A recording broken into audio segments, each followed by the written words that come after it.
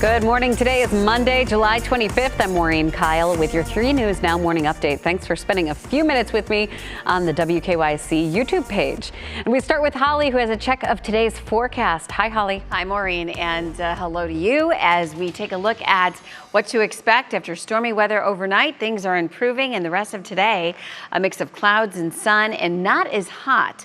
Temperatures will be in the 70s to around 80, so big difference from what we had over the weekend as far as all of that extreme heat. So we're feeling better, and eventually the humidity should feel better today too. A beautiful evening ahead, a beautiful Tuesday ahead on your Union Home Mortgage 7-day outlook. In fact, tomorrow's highs will be right around 80, so we're coming in seasonal to even a little bit below. Mostly sunny skies. We've got midweek storm chances later on Wednesday and then isolated on Thursday. And I know, last week of July, and I'll tell you what, last weekend of July looks just delightful, Maureen. We're going to have plenty of sunshine. 70s and 80s for highs. Back to you. It does look great. Holly, thank you so much. Well, over the weekend, 2 teens were shot and killed in an apartment complex parking lot on Cleveland's east side. Police say they got reports of gunshots and they arrived on scene. Then they found 3 people shot inside of a vehicle.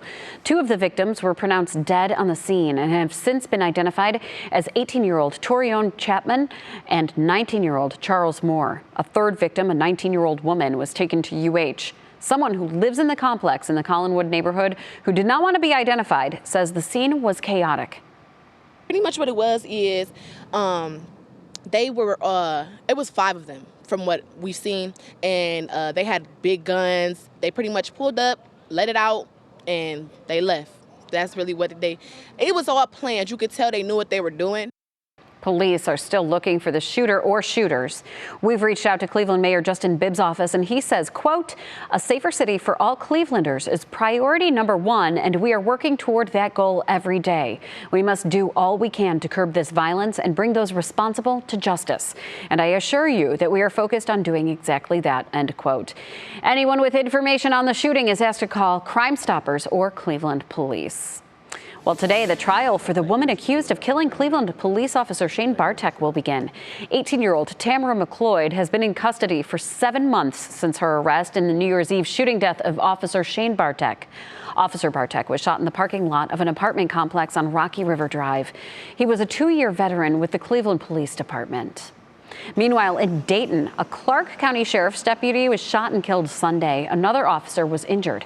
According to the sheriff, 15-year veteran Matthew Yates was shot while responding to a call at a mobile home park with another deputy in Harmony Township. At least 1 person was arrested. The condition of the other officer has not been released. Several firefighters are recovering this morning from heat exhaustion in Warren. Crews worked for hours yesterday to put out a fire that destroyed part of an apartment complex early in the morning. Several residents were hurt too, but no word on their injuries. The Red Cross is helping those who need a place to stay. The state fire marshal is investigating the cause of that fire. Over the weekend, the World Health Organization declared monkeypox a global emergency. The designation puts monkeypox on the same list as 6 other outbreaks with the same WHO label: COVID-19, Zika, H1N1 flu, polio, and Ebola. According to the Center for Disease Control and Prevention, the world has seen more than 16,000 monkeypox cases so far this year in over 70 countries. The U.S. alone has recorded more than 2,500 cases since May. And here in Northeast Ohio, monkeypox is something to be aware of, but not afraid of, with only 4 cases reported across the entire state, according to the CDC. Emma Henderson shares how a local doctor is putting it into perspective. I don't think there's enough cases currently in the United States for most people to need to worry about it, because the chance that you are going to come in contact with somebody who has monkeypox is very low at this point. That may change if they don't get this outbreak under control. After living nearly 3 years under a World Health Organization designated public health emergency of international concern for COVID, it's important to temper expectations when it comes to monkeypox. At the moment, we can count on one hand the number of cases confirmed statewide. Before this outbreak, we actually didn't have a lot of data about monkeypox because there were only a few outbreaks And we're only talking about like thousands of people. The most common symptoms are fever, headache, swollen lymph nodes, and a rash that looks like pimples or blisters, usually appearing first on the face or mouth.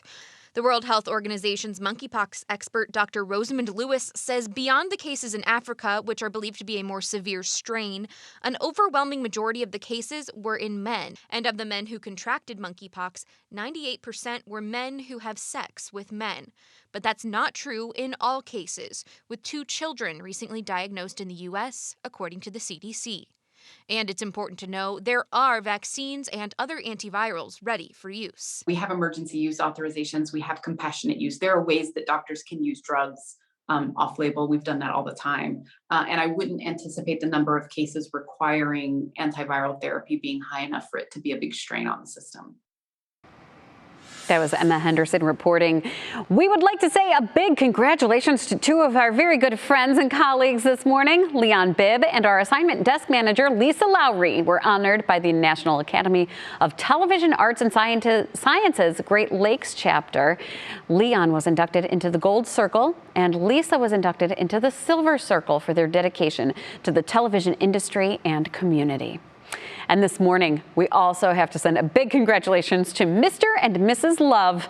Austin Love and his now wife, Allison, got married over the weekend. Take a look at these pictures from Saturday. Our team was there to celebrate with him. So a huge congratulations to the newlyweds. We are so thrilled for them. All right, well, thank you for taking time to join me for this 3 News Now morning update. Make sure you continue to check our social media pages and WKYC.com throughout the day. I'm Maureen Kyle. I will see you with the GO team tomorrow morning on GO starting at 4:30 a.m. Have a great day, everyone.